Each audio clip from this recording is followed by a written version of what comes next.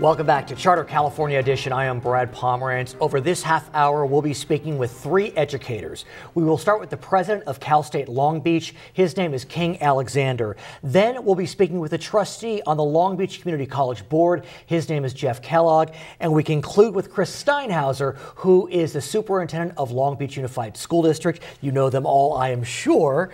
Certainly, and Brad. I want to speak with you about education, higher education in California. We know that Proposition 30 passed in November. I don't think we've spoken since then. And I want to get a sense from you how important that was for the Cal State system. Well, I think it was more important for public education in general. And K-12 education certainly takes a big sigh of relief because it passed. The additional funding they're able to attain from this is going to be significant for them. But we're all dealing with budget reductions of 30+%, and the Cal State University system, like the UCs, didn't get any money out of Prop 30 passing.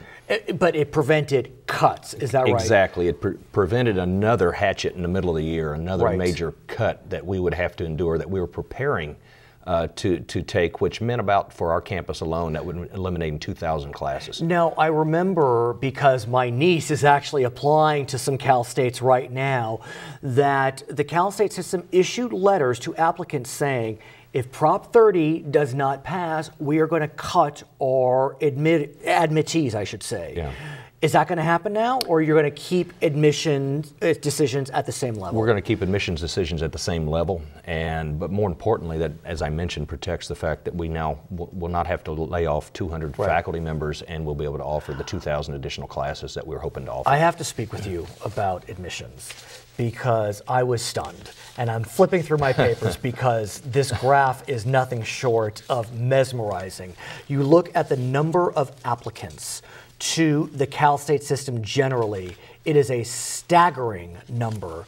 But when you look at Cal State Long Beach, it just knocks your socks off. These numbers I explain to people on the East Coast, they can't even fathom the type of numbers that we have. Tell us. We've had 82,000 applications for our fall admission. And that's up. That's up from about 76,000 last year, which ranks second in America in the United States. Are there more high school seniors, or is Cal State Long Beach just the IT campus? A little of both. A lot of Northern Californians want to come to Southern California. A lot of our Southern California students want to stay in Southern California. But 56,000 of those are freshman applications. Another 26,000 are sort of pinned up junior college and our community college transfers who haven't had as much opportunity because of the budget woes we've been dealing with. I think about the fact there are 22 Cal States. Am I right? 23, right. 23 Cal States. And there were about 500,000 applications to all the Cal States. So that means 1 in 10 students who applied to Cal State applied to Cal State Long Beach. Not 1 in 23, well, 1 in 10. We're a very popular campus, and one reason is that we rank #1 in the country in keeping students out of debt. We have some of the lowest student loan debt, and we charge among some of the lowest prices in tuition and fees, and parents are starting to put value in this. And let's talk about the cost of college, because there have been a lot of rumblings about the fact that tuition has been increasing while administrative salaries are going up, be that as it may. But there was a study that came out recently, I believe it was through U.S. News, and it talked about universities that operate most efficiently. And I understand Cal State Long Beach was on that list. We were one of 5 institutions identified not only by U.S. News World Report, but also by the White House. Wow. In terms of keeping students out of debt, running efficiently, not turning to tuition and fees as rapidly as most of our peers have nationally. So in many ways, we really are doing everything that the public wants and doing it very well. And I think that shows in our application pool. It shows in so many U.S. News World Report, and it shows when the White House recognizes you as only one of 6 institutions that are doing things the right way. At the same time, we do know that it is very popular for Sacramento politicians to bash the salaries of administrators. We've spoken on the program about this. Look, you get what you pay for. I've said that before. But we do look at numbers, and salaries are increasing higher than student enrollment. So what do we do with that question about, and I don't just mean presidents, I just mean generally speaking? Well, I think the bigger problem is our faculty and staff haven't seen salary increase in 5 years. And in fact, they took a 10% reduction, and we're losing ground each and every year against our counterparts throughout the United States. So we need to think of this issue very broadly. Yes, there's a lot of grandstanding that comes out of Sacramento on these issues, particularly after they slice your budget by 32% and they redirect the attention of what has been done to public education, not just us, but our schools, our high schools, our kindergartens. What has truly been done hasn't been discussed in the newspapers as much as it should be compared to national averages. What's also interesting is Governor Brown has spoken about his desire that higher education institutions in California on the public side spend less money, devote less time to research and more time to teaching. Now, intuitively, that seems like a wise move, but then again, this is California. We have some of the best research institutions in the world. Yeah.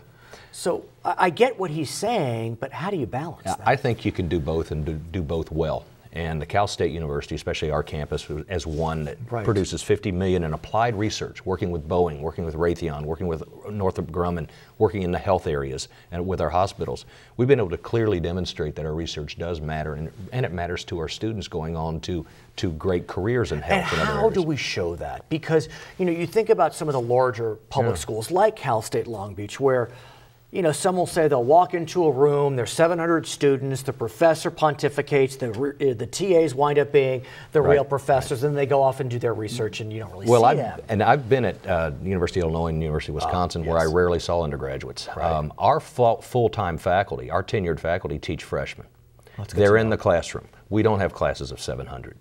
That would be well beyond the largest classroom we have on our campus. Right, literally. So we have full-time faculty teaching both graduate students but also undergraduate students during their freshman year all the way through their senior year. So we don't have that problem. Speaking of seniors, we all know about the super senior, the 5-year plan. The 5-year plan may not be such a terrible thing, but it's a 6- and 7-year plan. And as a way to look at trying to close some gaps, the governor has suggested that we charge super seniors. I don't think you would include 5-year seniors in that formula, but super seniors more tuition. What do you think about that? That's beyond, the first 2 years is beyond 180 credit hours, which it takes 120 to graduate. The next 2 years, the price goes up for 150 credit hours. I think we all have the same goal in this, in getting students through faster, getting them out in the job market as soon as possible, getting them out with less debt. We're about the 12th state who's already looking to adopt a plan that goes beyond 150 credit hours. So it's not the first state to move in this direction. But the problem with students staying around too long is that limits students from coming in. Those are seats that other students, as with 82,000 applications, we need to balance this in the most productive way for the state of California and the nation. So speaking of applications, and maybe I have a vested interest, but my niece is applying to school right now, and there's a communal panic going on amongst all 12th graders who are applying to any college or university. What would you tell these 12th graders as they're kind of waiting for these admission letters to come in? Should they send their fall grades for their senior year to the schools in which they applied? I mean, what's... Well, they should. They should follow the procedures, make sure that they're taking the right courses, and particularly for those who are freshmen, sophomores, and juniors. But what about the seniors? The seniors are the ones... This is a nervous time. I've got 2 juniors now. So you know. And I know exactly. One of them wants me to hire a college counselor Couldn't for her, you be since that I don't know anything about colleges and universities. Exactly. So I think right now I would encourage students to apply to number of institutions, not simply get their heart set on 1 or 2. Wise. Particularly with the type of demographics that California is looking at. Apply to a number of campuses and visit those campuses. When I was applying in the olden days, we could only apply to 1 UC and 1 CSU. Is that right? It was really frustrating. That's frustrating. Yeah, but visit, because the number one reason why students say they go to the campus and the university that they choose is because they had a good campus visit. That's what my wife said. She went back east, and that's what happened. His name is King Alexander. He is the president of Cal State Long Beach. When we come back, we will be speaking with Jeff Kellogg. He is a trustee with the Long Beach Community College District. I'm Brad Pomerance. We'll be right back on Charter California Edition.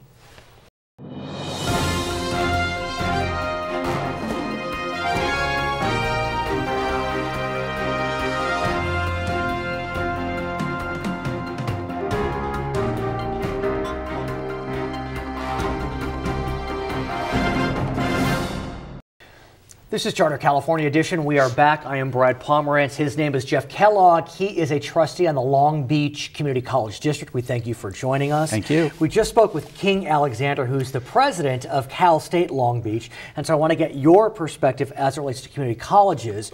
We know the governor came out with his budget, and like the four-year institutions, the community colleges did fairly well in terms of monetary outlays. Talk to me about it. Well, the governor actually stayed true to his word. I mean, give the devil his due on this one. Exactly. He really did after the Proposition 30 passed. And in his budget reflects a lot of things that are beneficial to community colleges in particular. And, but it was interesting because his budget did some things with a large amount of money for having the community colleges take over responsibility for adult education. Yeah, we can't fly over that because this really would be a sea change in how adult education is meted out to Californians.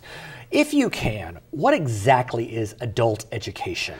Well, you just brought up the question that every community college is asking, because it has in the past been with the K-12 system. Right. So even though there's a $300 million allocation in the governor's budget, community colleges really aren't, by and large, prepared to take on it because they don't really know what it is. Yeah, exactly. What is it? I mean, adult education, that seems like community colleges. You're an adult, you get educated.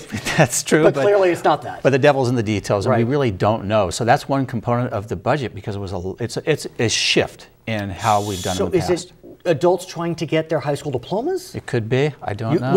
It's truly that big. It's really that preliminary. And one of the suggestions was to pull some of the colleges, community colleges, together and try to sort out exactly what we're talking about, because it's a lot of money. But let me ask you this. Is it clear that this shift will happen? Because this is the governor's proposal. I don't believe he can, by executive order, demand that this shift occur. Is that right? No, he can't. But it also, in this, his budget has to go to the state legislature, so there's going to be a lot of changes. But at that same, there really probably is going to follow this shift. Really? The K-12 systems have been moving away from doing adult education, and that's where he felt. And this is a governor who at one time started his political career as a community college trustee for Los Angeles. I remember that. So he really felt that community college was a better place for it. So that's an area that we're going to have to try to understand better. But he also really put a lot of emphasis on distant ed, online education, which is good. And that was not just for community colleges, for UC and CSU as well. Right. What do you think of distance ed online? Because I don't know, I'm an adjunct professor one night a week at Whittier College, and I have taught one class distance. I got on the computer and they were watching me. My daughters had an event I had to attend, and I just felt very disconnected to me. Well, it's a couple things about distant ed. Community colleges, some do it better than others. Now, I have the luxury of, in my professional life, working as an educational consultant for community colleges all over the state of California, working with their planning, which distant ed is part of it. One thing you find out in that is, don't confuse convenience of being able to get on your computer with ease. And so you have to have all the guidelines to do it. Some colleges are better at it than others, but at the end of the day, the ones that really were driving this debate were the for-profits, the privates, because that's what they're doing. And the customers, students, potential students, felt that's what they wanted to do for convenience. So community colleges really do need to step up, and some have been actually better than others. Ironically, one of the colleges that I worked for in the past, Barstow, of all places, is outstanding in distant ed. In some ways that makes sense, because Barstow is in a rural area. And it has high military, because they have a base located out there. But I think about Long Beach, for example, which is an urban community. I don't know, maybe I just feel as if there's not that one-on-one contact or 30-on-1 contact, it's not the same. You're not touching and feeling, hearing and smelling. And that's some of the questions, even with colleges that do distant education, that they really do have a program that checks the integrity of the program, the quality of the program, so on and so forth. And so that's what has to be done. But there's a lot of money in this budget because, again, the governor wants to pursue that. And it actually makes sense in this day and age with technology advantages and the fact that we don't have the facilities anymore to have an abundant number of students in a classroom. The classrooms aren't large enough, so how do you do it? This is one of the ways of doing it. The governor has given new money to community colleges. Yes, he has. About $700 million more than the last fiscal year, which I'm sure is a big amen. Yeah, it is. That being said, there are some strings attached, especially as it relates to community colleges, and one of them is he's looking to link new funding to 4-year transfer rates. Right. I don't know much about the details. I don't know if anyone knows much about the details. Well, actually, what do you know? For Long Beach, we know a lot because we worked with King Alexander, Right. Cal State Long Beach, and also the Long Beach Unified School District. Long Beach Promise. Right, and Promise Pathways. And Chris working Steinhauser with is coming next on our show. Well, then Chris knows firsthand what Right. exactly how we in Long Beach and have worked with the K-12 and the Cal State to help students work through that path, Promise Pathways, whatever you want to refer to it. And so we've actually been very successful in getting things going. That's exactly what everyone else is going to have to do, and we've been very fortunate at that. And part of the funding you see there with the governor wants to see that even accelerated even more so. But is there a sense that through the governor's proposal there will be actual targets that you must have X number of students transfer? That's part of the whole argument about having measurable goals, where you're just saying we're going to do it. That's whole part of the student learning outcomes, where you are trying to show that we have increased the numbers. And even that, though, is difficult to monitor because determining what is actually the outcome. Is it someone just passing, moving forward? So, but I think Long Beach, as far as other districts, and with our Long Beach Unified Schools at Cal State, we've been at the forefront of these type of areas. The governor has said that as a result of the passage of Prop 30, he does not anticipate any need to increase tuition at the CSU or UC systems. I didn't hear much about community colleges, which still are a good deal, but saw tremendous spikes over the last few years. And probably one of the reasons, well, not the only reason, but the fact again that unlike the Cal State and the UC systems, everything with our budget, the community college budget, is tracked through the state legislature. The state legislature and the governor can recommend, but the legislature can be the ones to do the increases of our Right. unit fees. The problem with that, though, the money doesn't always come back to the colleges. And so that makes it really difficult because we really don't control our destiny. We find out what the budget is at Long Beach City College, like the other community colleges, and then we deal with it accordingly.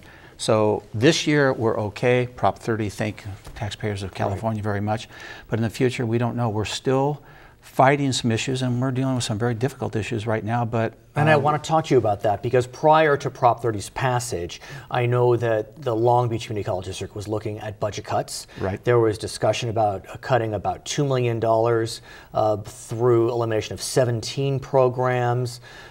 Where do we stand, given that Prop 30 did pass? We could talk about Prop 13 reform in another conversation, but Prop 30 passed. Well, it's very timely. Talk to me in a few days from this show because we're going to be dealing with it. The recommendations for the program discontinuance has been going on for almost a year.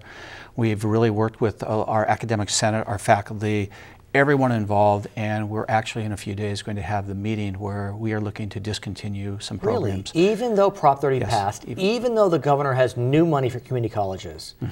Even there, we are not funded to the levels where we need to be. It's just simply because the funding mechanism, and the governor even stated that, interesting in his budget speech, is that the funding mechanism for community colleges is outdated, and it really is a... Is it time for the district to go for a bond? No, meaning have the voters help out? Well, we have a bond, but bonds can only be used for specific things, facilities, buildings. They can't be used for salary. And when your budget is 87% of your budget is salary, benefits, things of that nature, which it is in Long Beach, which is typical of community colleges. It's all about people. And so for us, even with the passage of all that, we still don't have enough money, so therefore we're now looking at this program discontinuance. And I have to say that the people at Long Beach City College, all of them have been professional, putting together a criteria of how we're looking at this as fair as we can. None of the options are good. All the programs that are potentially going to be shut down are good programs. What about foundational funding? Have your foundation raise money to save programs? The foundation has raised money to do lots of things, and that in the future for community colleges is going to be even more important to raise money because that's an area of we're finding new money, and it's going to be people donating money, doing things to help the colleges. That is one of the great untapped areas that's going to have to improve because the state of California just is not going to be able to fund it to the level we need. His name is Jeff Kellogg. He is a trustee on the Long Beach Community College District. When we come back, we'll be speaking with Chris Steinhauser. He is the superintendent for Long Beach Unified. I'm Brad Pomerance. We'll be right back on Charter California Edition.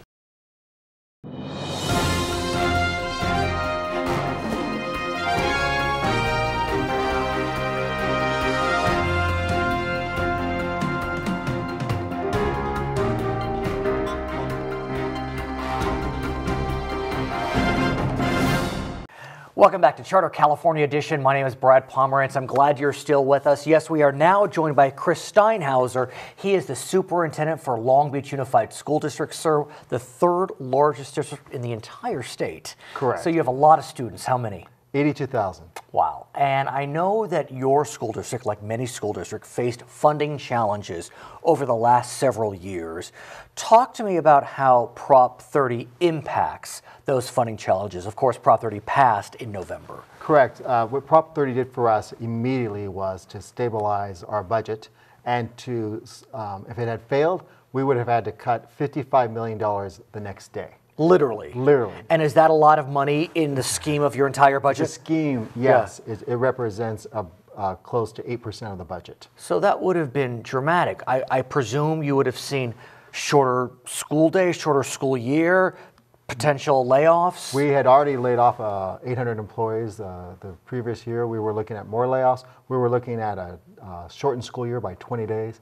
Everything was on the table. And so we're very thankful that the voters passed. Now, what I've heard about Prop 30, though, is all it really does is it stops the bleeding. It's not a new infusion of blood. It just prevents cuts that would have happened. This year. This year. So for the 12-13 year. But the governor just released his budget, and you can see in the new budget there is actually K-12 will receive $1.6 billion of additional resources next year. Let's talk about the new budget, because of course the headline is more money for K-12, which many public school parents are most excited about. But there's also something else in that budget that is quite unique, and it changes the way school districts will be funded. Those school districts that have more English language learners, have more students on a federal school lunch program, those districts will see more money, or a different formula that will get them more money. Is that an accurate recitation? Yes. In the past, what's happened, those students have qualified for what would be called categorical programs, and they were in restricted pots of money. So what the governor is doing is taking those away, and he's giving it into what would be called an additional base grant to the school districts. And you're correct, school districts that have higher EL or higher poverty number of students will receive a higher amount than other school districts that don't. Now, on the one hand, that seems fair and appropriate. We need to help school districts with students that are challenged.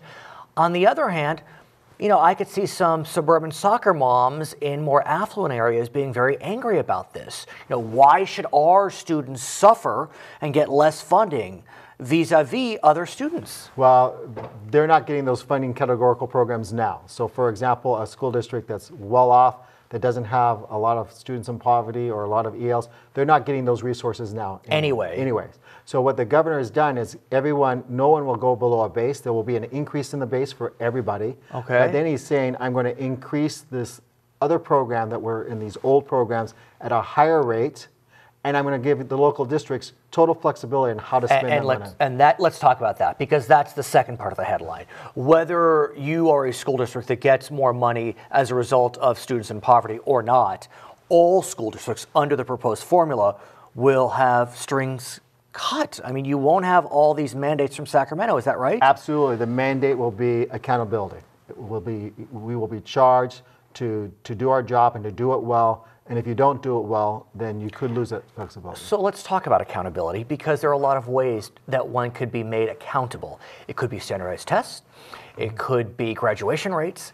How do you hold a school district accountable? Well, Senator Steinberg proposed Senate Pro Tem and passed a bill last year, which will change the accountability model. So for example, only 40% of school districts' accountability model will be on test scores, and 60% will be on other factors. So for example, how many kids are graduating? How many kids are college ready? How many kids have taken AP classes? How many kids are career ready by a certain metric? So we are very excited about this, because for the first time in my 31 years, it's holistically looking and holding all of us, K-16 now, accountable. Because it's also talking about the universities and the community colleges. Despite the fact that Long Beach will get more money as a result of Prop 30 next year, and because of the new budget, you still see a structural deficit. Correct. And so how are you handling that? Well, our board has already passed budget cuts of $14 million for next year to make sure that we take our structural deficit and shrink it as much as possible so that we live within our means. And it's very doable. We can do this in a very strategic way so that we don't impact the classrooms. I have to ask you about a proposal that just tickled me like I have never seen. I remember when I was in high school, I was just exhausted in the morning. And I was not a kid that was up all night. It seemed as if as I got closer to college, I was getting more tired in the morning. And then over the last few years, I've heard about these studies which suggest that adolescents, more than pre or tweens, let's call them, or even toddlers, let's say, are tired in the morning. And so you're looking at a proposal to change the start time for high schools. Yes. Tell us about it. This is an exciting opportunity that we're looking at. And right now, my current high schools start anywhere from 7:45 in the morning to 8:30. And get out in the afternoon anytime from 1:20 to 2:20. Which is shocking. The 1:20 exit is amazing. If you're to in me. a block schedule, you could get out at 1:20 because you only take half your classes on one day and the other half on the next day. We are looking at a proposal where all of our high schools would start at 8:50 in the morning and get out at 3:50. So, really? And it's I feel as a parent and as an educator that it's a positive move for a variety of reasons. One, what the studies say that our adolescents should go to school later. Two, we know that the police departments will tell you that youth tend to get in trouble between the hours of 2 and 6. And when you get out at 1:20, you have a lot more time. Exactly. And then the other piece is, right now I have thousands of kids who take what's called a zero period, an extra class. And if you start school at 7:45, you have to take your zero period at 6:30 or 6:45 in the morning, which means in some cases you might have to get up at 5:45. You're getting to school when it's dark in the winter. Absolutely. Literally. And so now we have surveyed all the parents and teachers. And what are they saying? Well, we received 1,600 responses, and I'm very proud of that. And it's split right down the middle. Literally. It's split down the middle. Okay. There are concerns about sports. And let's talk about that because the reality is that if Long Beach Unified changes its start and end time, that doesn't mean the schools that Long Beach will be playing will change.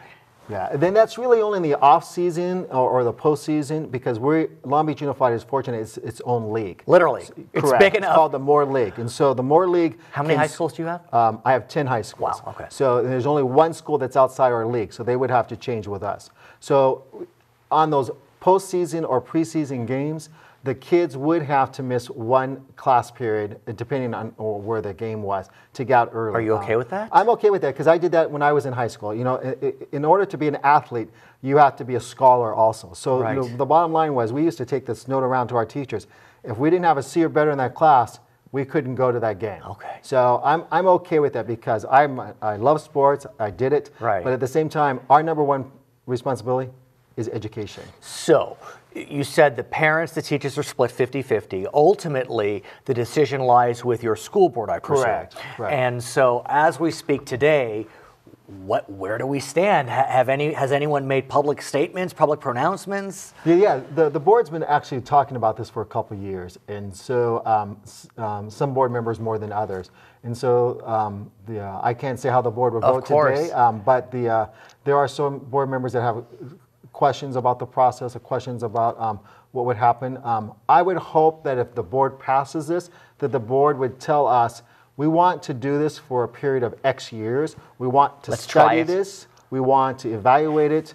And they're really good about looking at those And it would be all 10 schools. You wouldn't start a pilot program, for example. Exactly. We were going to start a pilot program with our new high school. And then when we said, well, if we're going to do that, then let's just look at the whole process. The one high school that would not be involved in it, and they start at 8:30 now, they would remain at 8:30. I see. Is our CAMS High School, which is located on the Cal State Dominguez campus. Interesting. Because those students have to align with the college classes that they take at the university. At least it's innovative. That's all I have to say. It's an exciting challenge. You must come back and tell us what happens. I will. Okay, his name is Chris Steinhauser. He is the superintendent for Long Beach Unified. I'm Brad Pomerance. Thank you so much for watching Charter California Edition.